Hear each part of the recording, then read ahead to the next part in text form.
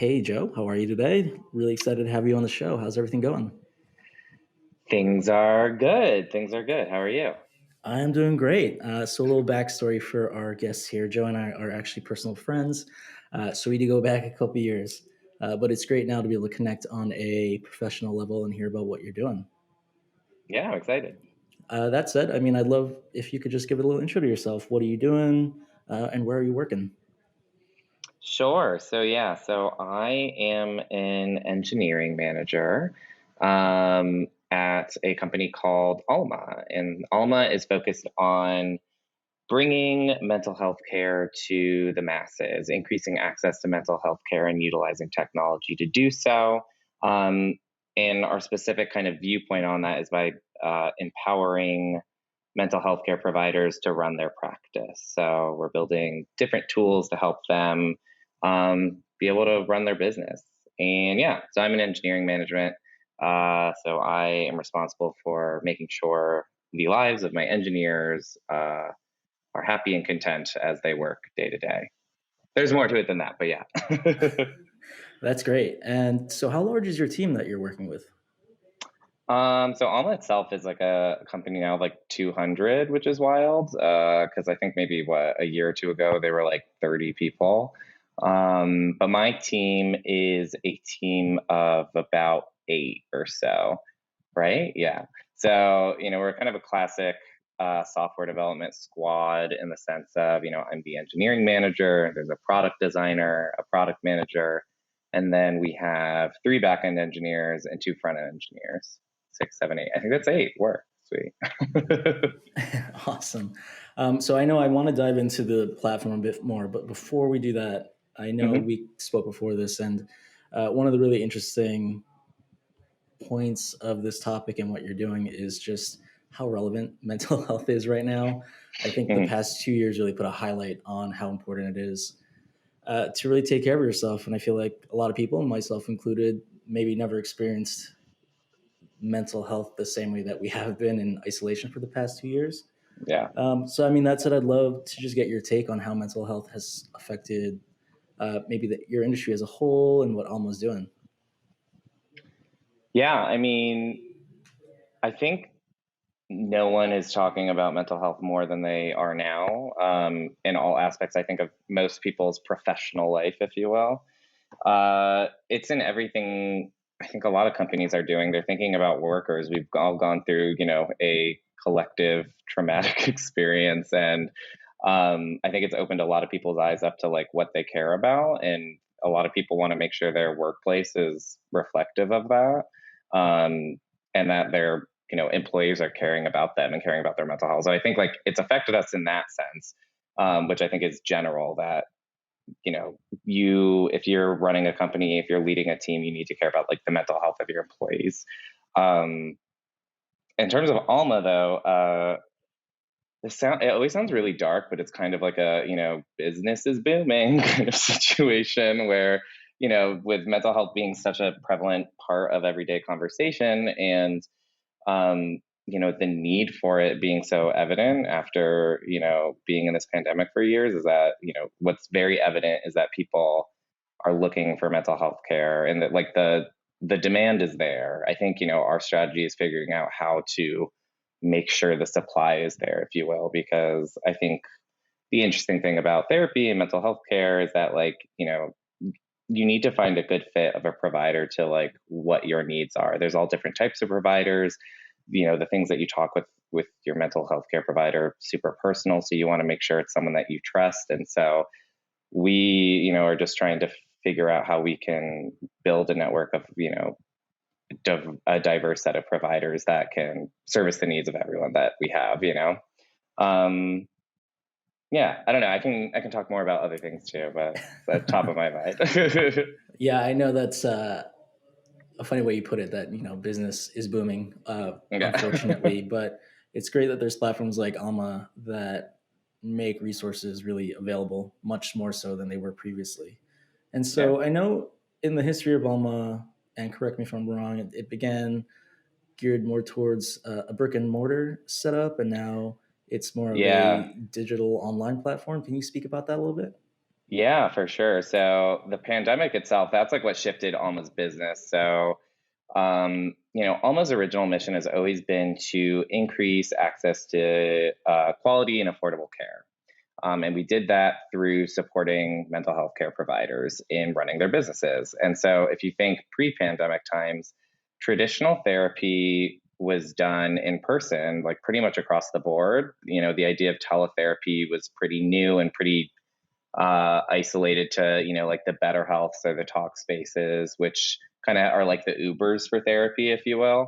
Um, and so back then, we were supporting providers by, building out spaces where they could run in-person sessions and not have to worry about, leasing space like in New York City or in other places, you know what I mean? But we created these really nice physical spaces where they could rent out, an office. In addition to that, we were, would help with some other services, and there's like community services where it's kind of a building full of therapists. There's opportunities for networking and learning from each other and hosting different like educational events, etc. And then, as you know, COVID hit, and I think they had opened like their second location like in January 2020, and then March 2020 hit and everything shut down. Um, and the mission still held true. It was all about supporting mental health care providers and making sure that they could run their business. And so we shifted away from physical spaces and started figuring out how to support them transitioning their businesses to like a teletherapy setting. Now most of our providers are, I don't know all the statistics, but I'm pretty sure it's still significant. Like a majority of our providers are only doing teletherapy. A lot of them are still doing a mix and stuff, but we've kind of moved into this new normal of how private practices, but rewind. Um, we're running into this new normal of how providers run their private practice and figuring how to support that. And so, we did away with the spaces. The big kind of next thing we did was insurance processing, and that's where like a lot of our value add is. It's a totally different like product if you think about it, but like the mission is the same. But now we're increasing access by helping providers be able to take insurance and be able to take clients on insurance and negotiate better rates for them and handle the processing and all of that good stuff, which is I don't know all the details of it, but it's absolutely wild how complex and difficult it is for providers to get paid from insurance companies. So yeah, it's completely different from physical space, but very much aligned with the mission of letting them run their practice. That's great. And so I Yeah. know you have been with the company just about a year, just under. Yeah, about. And so I guess what drew you to coming to Alma? Was it just really top of mind, just being in the pandemic and something you were interested in, or were there driving factors that really drove you to this industry and platform that Alma is building? Yeah, I mean, so I've been in various jobs in the tech industry for, wow, a decade now, which is cool. And I think at every single job, you kind of learn what's important to you for your next job kind of thing. And, early in the years, I learned surrounding myself with people that had similar values and a culture that is accepting and progressive was really important to me, and progressive work practices. And so, my job before last, I was able to get all those things. The last kind of cherry on top was actually being passionate about the product. I think you can go a long way with the actual, your actual work environment being great, but it was really kind of demotivating when I didn't care about the products I was working on. So I knew the next place I wanted to go to, I wanted to be really inspired by the mission of the company and what they're doing. And I saw like a LinkedIn job posting for Alma, and I was like, well, mental health care has been a very big part of my personal journey over the last so many years. It like very much saved my life in many ways. And so I'm very passionate about it. And I believe everyone that, wants mental health care should have access to it. And when I spoke to their recruiter, they were talking about, this insurance program that they were building as kind of their big thing right now, and talking about how, they want to increase the amount of providers that can take insurance, all that good stuff. And I was like, this resonates because I just left my mental health care provider because they dropped insurance and I could not afford them anymore. And I was like hooked from then. And then, as I got to interview and meet people, all the people were great. And I think internally in the company, they value mental health care as well, which kind of aligns with my management practice of, thinking about the humans that you're working with and their experience, as opposed to just like, I don't know, like velocity of points and tickets done. You know what I mean? I don't know if that makes sense, but Yeah, they care about the humans.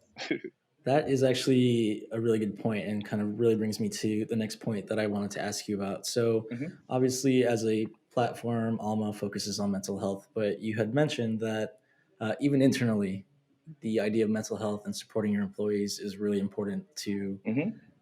your business practice. And then you, specifically as a manager, really emphasize that. So, I'd be curious to know about more ways that, or ways that you support mental health within your own team and how you kind of bring that in as a philosophy or a practice as you build out your team?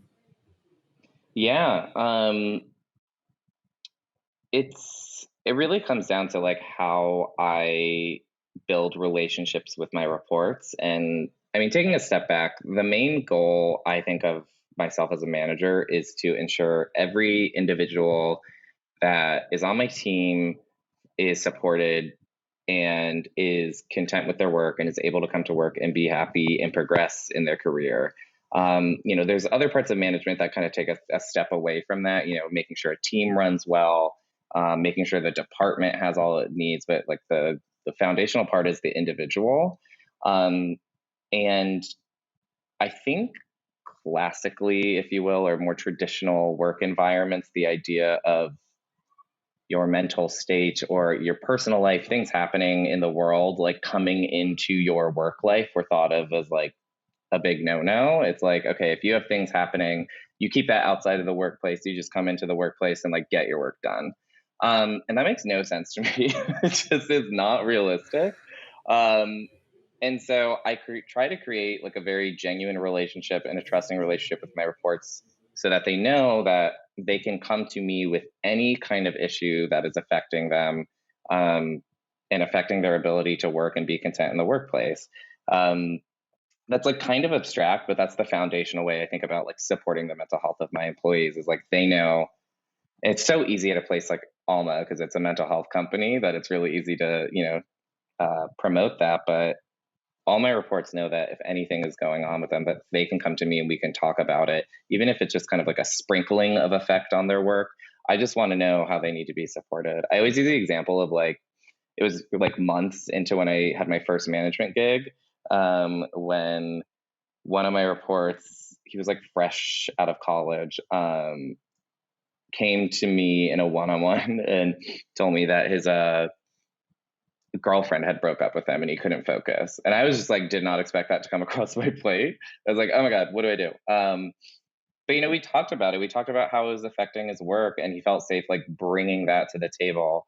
Um, and we brainstormed different ways, like different ways that we could adapt his work schedule to fit better what he was going through. And even the obvious things of encouraging him to take some time off, even if it's just to like kind of reset mentally. I think even when I started my career 10 years ago, that wasn't talked about as much, as being able to do that. So it's little things like that. And then leading by example and, making sure I take time for my mental health and kind of promoting that a little bit and letting people know it's okay. And I'm probably like an overshare in that regard, but I think it helps. I hear you. That's really funny. I remember when we first went remote and people were working from home, and you got glimpses of everyone's like home life and very intimate knowledge of your coworkers and employees and the things they deal with. And I agree with you. I think 10 years ago, it wasn't a good practice to, bring your quote unquote personal problems into the office. And it was very hush hush and not talked about. Yeah. So that's, I think, something a lot of people face. How do you go about having these, let's say, difficult conversations? I think talking about mental health can still be a little awkward, especially Hmm. some people just don't want to bring it up. So are there ways that you encourage people to open up to you, or are there methods you use to kind of just create a safe space so people can feel like they're okay coming to you? Yeah. So there's a couple things that come to mind. I mean, first off, like I don't want people coming to me necessarily with like a full-fledged mental health problems. Like I will just like set the foundation. I am not a therapist myself. But there are kind of like some similarities of it being an awkward space with two people that are kind of building a almost like unnatural relationship to talk about difficult things, if you will. But with like my management practice, it's kind of like under the radar relationship building and building trust as the foundation to later have them feel comfortable coming to me with things. So um in terms of trust building, like there's different ways you can showcase it and to in a way that your reports will see. So like different things. There's this corny little book that I read that I really like that was called what is it? It's like the Thin Book of Trust. It's literally like a 50-page little book or something you can find on Amazon. It's like really jankily bound or whatever. No shade to the book because I do love it, but it kind of like breaks down trust into these four different sectors and makes you think about every interaction as a opportunity to build trust with a person. And I think it doesn't always have to be about something that's like a super deep mental healthy kind of topic, but like the easiest one is just like reliability is the thing that I start out with, is building trust and reliability with my reports.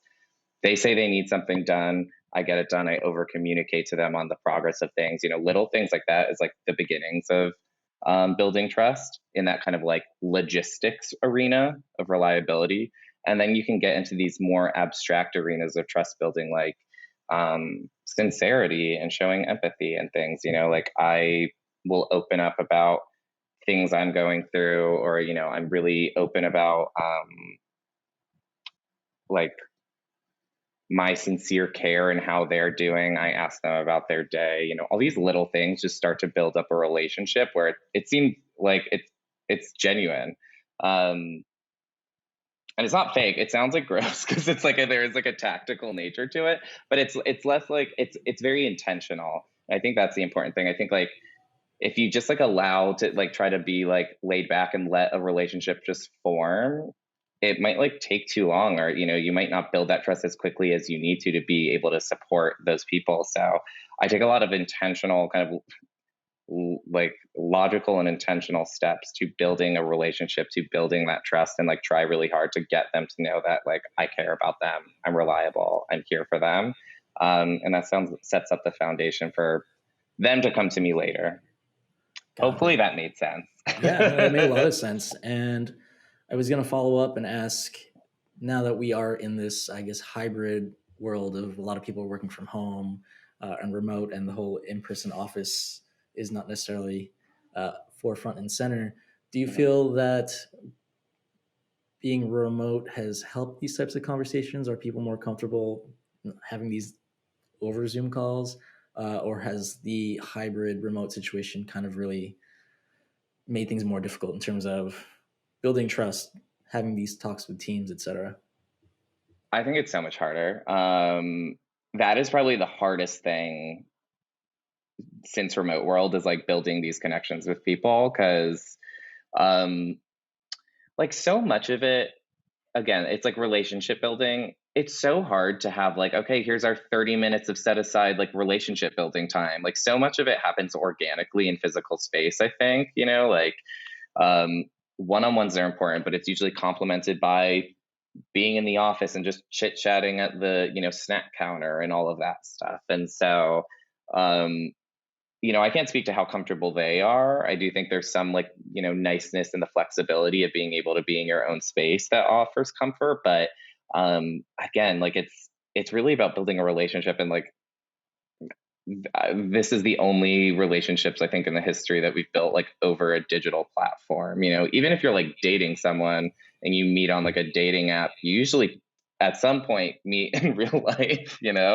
Um, and I just met like most of my coworkers this past week. We had our first like on site thing, so it's like I've been almost there working a year and like never seen the physical form of any of these people. It was bizarre, but but again, it kind of speaks to like the need for all this like intentional relationship building and like setting aside time. It sounds just so, oh, it's so weird, but it's like setting aside time to just like get to know people and not just talk about business and talk about life, things they're going through. I mean, that's really interesting to me. I feel like as a manager, um, that's just another thing added to our plate, right? Is not only managing the work and managing the team and growth, but also now relationship building from afar and supporting mental Yeah. health. Even myself as a manager, I've struggled with trying to figure out, how do you make connections with people when I have my one-on-one that's very rigidly scheduled into my work week. And like you said, I think a lot of that relationship building previously was done, you know, in the lunchroom on a break or after work hours. So definitely an interesting challenge moving forward. Yeah. So, as a manager, I wanted to ask if you have any tips that you might give other managers in terms of how they can build a team and create a supportive environment. Any key takeaways that they can run with? Sure. I mean, I think what I've been getting at this whole time is like how much I think about the individual person in my relationship building and my management, like team building. Um, it's the kind of foundation of my philosophy is that every single person is different.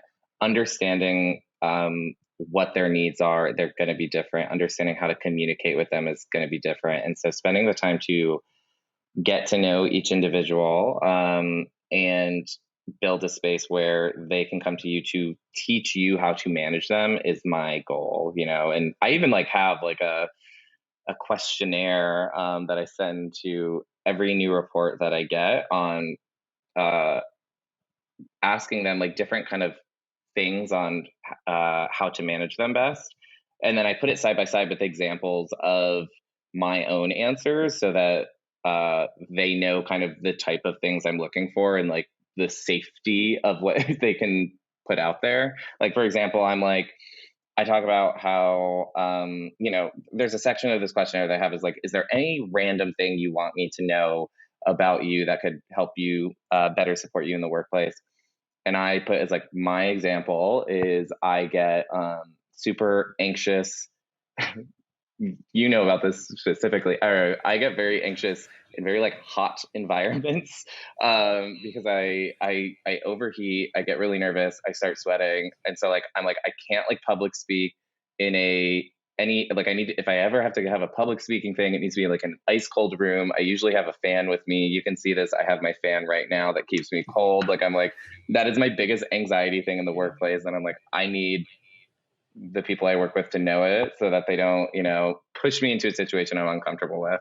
And that just like kind of like broke a lot of I don't know, formality between, with me and my reports so that they felt comfortable with me. Like one of my reports was like, I'm, a grown adult. I know I never want to public speak. Don't make me do it. And I was like, work. Like, I love this ownership of it. You don't need to do that as part of your day to day. I think sometimes it's encouraged for people. Let's like craft a plan to make sure that like that doesn't come across your plate and stuff. So it's really about thinking about the individual. And so kind of like, sorry, I can ramble about this forever, but I think the other part of it too is in the tech industry, it's like my own philosophy as well. Like I'm very passionate about building diverse teams. I think everyone should be. Hopefully, everyone is. And diversity comes in a lot of different forms and stuff. And I think as a manager, it's important to try and understand as much as you can the experiences of different people and how that kind of comes into the workplace, because that's like a key component in understanding how to support them. Um, and I do my best, you know what I mean? And I think just trying to stay attuned to the like progressive conversations on these things, on identities and how the struggles that they go through in the workplace has been like kind of foundational for me understanding how to communicate to all different types of engineers and stuff. So it's not perfect, but it's something that I think every manager should be paying very special attention to and dedicate some of their time to understanding. Yeah, I love that tip. I might actually have to steal that from you or ask for your questionnaire later. But Yeah. that kind of goes back to what you're saying before about leading by example. And I think that's a really great way to break the ice. set an expectation, break the ice, and make people feel more comfortable. I feel like we don't have a lot of those conversations. We're starting to, but asking people what makes them uncomfortable or what types of management style they like. It's just really about open communications. So Yeah. that's great. I'm gonna have to borrow that. Sure. So what are some of your biggest challenges that you're facing at work right now, whether it's related to building your team or the product itself? Yeah, I mean, we already talked about the remote stuff. I think that's probably our biggest thing is figuring out how to build these connections in remote world, and not remote world, and the how we can actual invest money into bringing people together physically, in an equitable way too, because we're not all in the same geographical location anymore. It's truly remote across the country, and so that's something we're working on. Um, I think another challenge in terms of like team building situation, the industry is wild right now in terms of recruiting talent. I don't know if you're experiencing this, but it's like uh, trying to get engineers, or I mean, I specifically am focused on engineering, but trying to recruit talent and competing against so many different people, and it feels like salaries are moving like so fast, and like we're trying to make sure we're staying on market and staying equitable and staying competitive for companies like with our kind of level of funding and stuff. I feel like it's like changing so rapidly that by the time we kind of like set our standards, people are coming in with expectations that we're like, okay, we got to like readjust, like what is the market at? But so that's been kind of hard. But luckily, I think the one advantage we have is Alma has like a very inspiring mission. So, um, we are getting a lot of like people that are interested. It's easy, it's a lot easier to kind of advertise, trying to make an impact on mental health than maybe some other kind of companies in the industry. But yeah, we're trying, we're in like a hyper growth phase, so we're trying to wrap our head around of trying to get talent into the door, and there's so much competition. So that's been wild.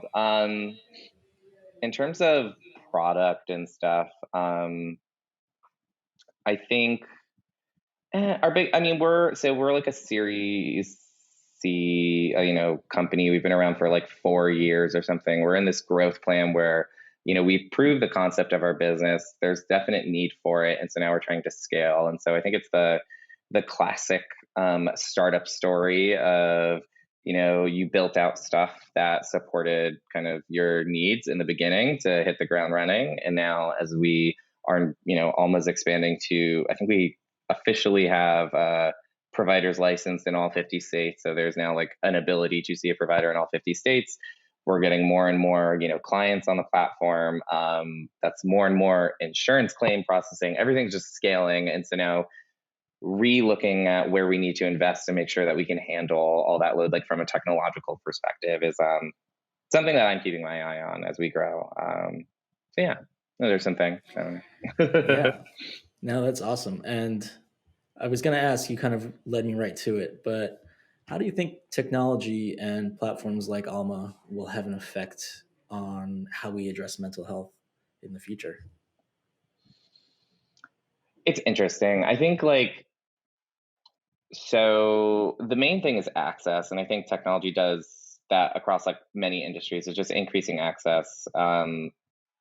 Which is why I love it. I think, starting with the Better Health and the talk spaces, which kind of hit this industry in one specific way, and now we have Alma and other companies that are tackling in all different ways. We're helping providers run their business, but we're increasing access to them. With we kind of are allowing them now to potentially see clients that they would never have been able to see, whether it's the clients wouldn't have found them, or they might be like on the other side of the state or something, not be able to physically kind of drive to them, but can see them virtually and stuff. Technology allows access. I mean, and also, we have like 90% of our providers accept insurance now, and so that's like another aspect of technology indirectly increasing access, because we're building tools that allow them to accept insurance. So that's what I'm most like, just like makes me feel like I'm doing something good about, is just like the scale at which we can increase access to mental health care is very inspiring. Um, I think the next phase of things with technology and mental health care, and it gets kind of in this tricky territory, if you will, but like the technology industry is historically very obsessed with lots of data and using lots of data to make lots of decisions and automate those decision making so that decisions can be made at scale, right? Without human input. When you get into mental health, it's like so much less, how I say, like binary in terms of like yes and no decision making across like a therapy path, if you will. Like if you take like traditional healthcare, it's like, okay, like I had strep throat a couple weeks ago. I went to the doctor, they gave me antibiotics, my strep throat got better, great. Like every, that like kind of pathway is very clear. Um, but understanding like success in mental health care, and like that's something I think we want to start to utilize technology to try and understand. But you have to be very careful because you can't just like completely like digitize and dataify the process of someone going through mental health care and finding success on that journey.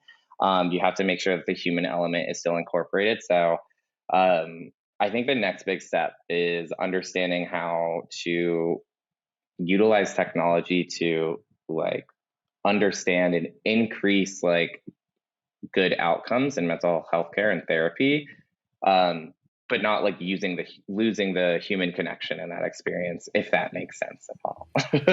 Yeah, I that's super interesting. As a product designer, I use data and analytics often to dictate the product decisions that we make and what we want to focus on in future implementations. And I guess I never thought about it when it comes to mental health. Is sure you could probably track conversions, let's say, right on your website, and you can see how many people are reaching out. But what is success from like a quantitative standpoint in data? And that's good question that you guys are going to be figuring out because I don't have the answer to that. But I know. um, That's what we're researching. It's like, it's because exactly what you said. What is success in mental health care? It takes time. Mental health care is like something that happens over years and years sometimes. And, it's not a linear path to getting better. What is better? There's ups and downs in it. And so being sure to not misconstrue maybe like a temporary down in your mental health care journey as like a failure state to then drive some kind of decision. It's super interesting. I'm excited to see where it goes. But yeah. yeah, and I feel like it's a bit subjective because getting better for Yeah. one person can mean something different to someone else, and that, let's say, quote unquote success. I don't like using Hmm. that word. I feel like the journey of mental health is much so a journey, and maybe Yeah. doesn't just stop because you've been doing therapy for a year. Um, yeah, so that'll be Very really that. interesting to see how you guys continue to take your platform and use analytics that way. Yeah. Yeah, so I'd love to take this time and just ask you a little bit more about yourself as we get close to the wrap here. But now that you've made it so far in your career path, what advice would you give to your younger self?